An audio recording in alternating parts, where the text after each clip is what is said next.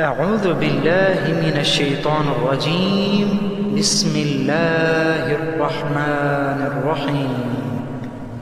هل أتى على الإنسان حين من الدهر لم يكن شيئا مذكورا إنا خلقنا الإنسان من نطفة أمشاج نبتليه فجعلناه سميعا بصيرا إنا هديناه السبيل إما شاكرا وإما كفورا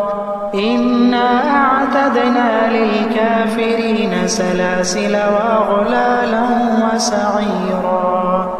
إن الأبرار يشربون من كأس كان مزاجها كافورا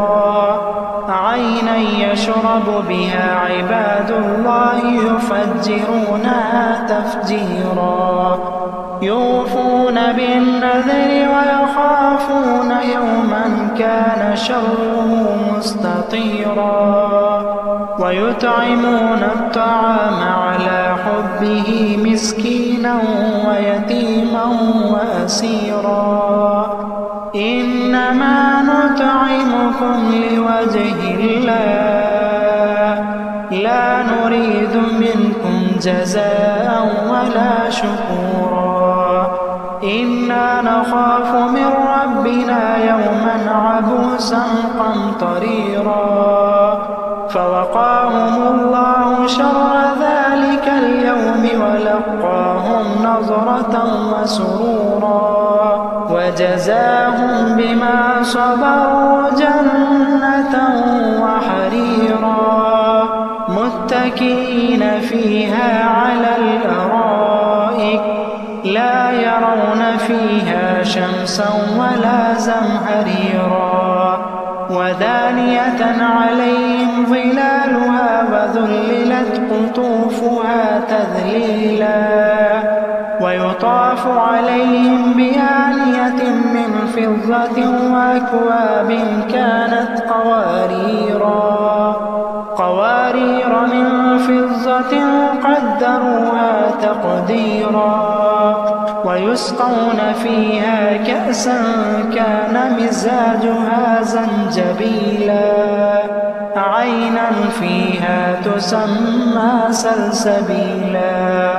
ويطوف عليهم ولدان مخلدون إذا رأيتهم حسبتهم لؤلؤا منثورا وإذا رأيت ثم رأيت نعيما وملكا كبيرا عاليهم ثياب سندس خضر واستبرق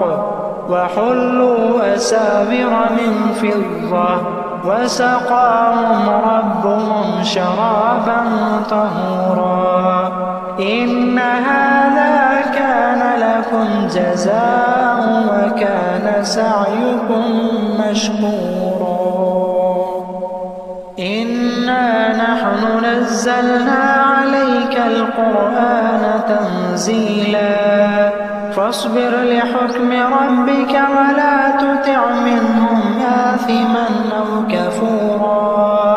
واذكر اسم ربك بكرة وأصيلا ومن الليل فاسجد له وسبحه ليلا طويلا إن هؤلاء يحبون العاجلة ويذرون وراءهم يوما ثقيلا نحن خلقناهم وشددنا أسرهم وإذا شئنا بدلنا أمثالهم تبديلا إن هذه تذكرة فمن شاء اتخذ إلى ربه سبيلا وما تشاءون إلا أن يشاء الله إن الله كان عليما حكيما يدخل من يشاء في رحمته والظالمين إنا أعد له